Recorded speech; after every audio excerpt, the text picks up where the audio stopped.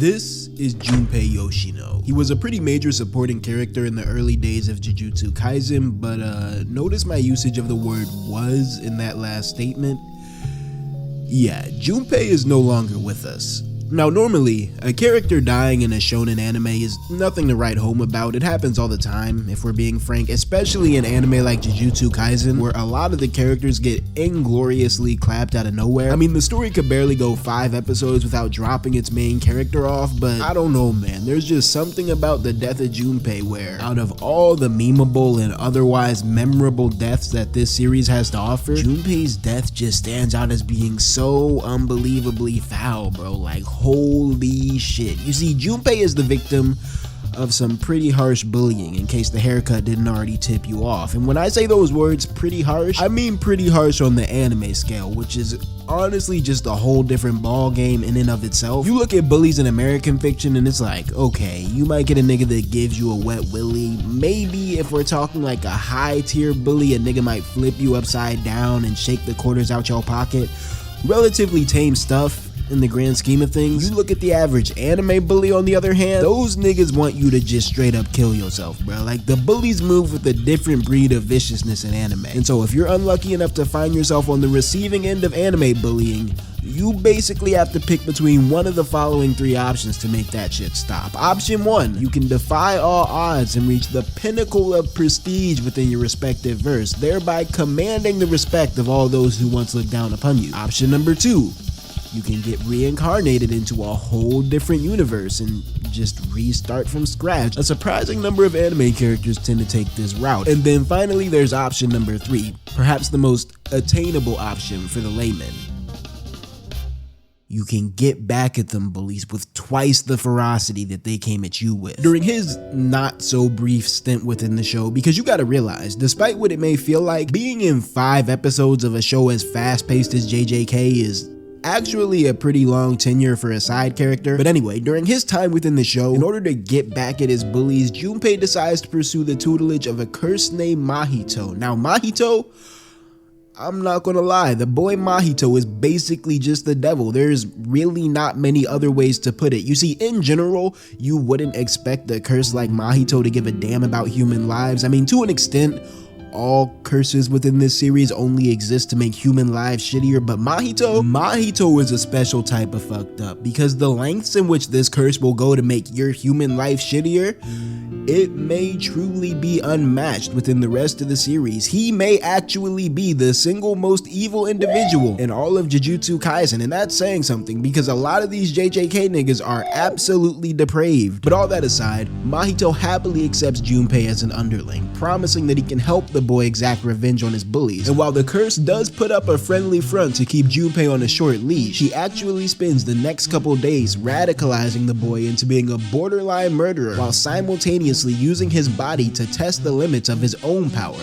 Idol Transfiguration. Now, let's talk about Idol Transfiguration, because that power becomes pretty important as the story of Junpei continues to unfold. Idol Transfiguration, simply put, gives Mahito the ability to Photoshop people into whatever form he sees fit. By reshaping their soul, he can manipulate a person's physical appearance, control their mental state, he can make them as big as a tractor or as small as a seed. It's deeply disturbing in many ways, the fact that he can just instantaneously strip you of your humanity, but by that same vein, it also has some pretty beneficial uses, like healing illnesses, or what he did for Junpei, granting powers. After spending like 3 days with the big homie Mahito, Junpei has become a certified school threat that not only has the will to, but also has the ability to get back at those who've treated him so horribly in the past. He's actually about 2 seconds away from crossing that point of no return and becoming the monster that Mahito wants him to be, when suddenly the main character Yuji jumps into his life and kinda inadvertently talks him off that ledge by showing him the basic human kindness that he's lacked in his life for so long now. Seeing his influence over Junpei dwindling at the hands of Yuji, Mahito is like, nah, we can't let that happen, and so he sends a curse with like 14 titties to go kill Junpei's mom. RIP to a baddie.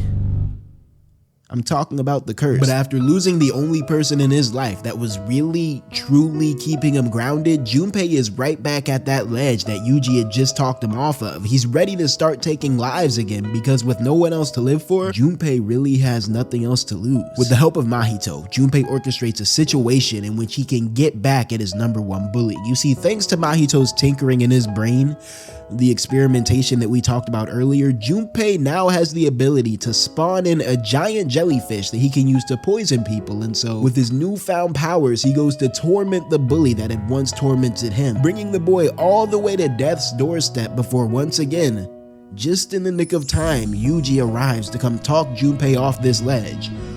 Or well, I guess this time around he tries to beat Junpei off the ledge, but you know, the sentiment still stands. Now, if you've watched your fair share of anime, this setup right here probably feels rather familiar. We've got the villain who's not really a villain yet, teetering the line of redeemability, while our good-natured MC is doing everything in his power to stop his friend from going off the deep end. This sort of scenario, typically speaking, plays out pretty well for both parties involved. 9 times out of 10, the MC will emerge from this fight victorious, and the almost villain will have a change of heart before becoming a permanent fixture in the MC's posse moving forward.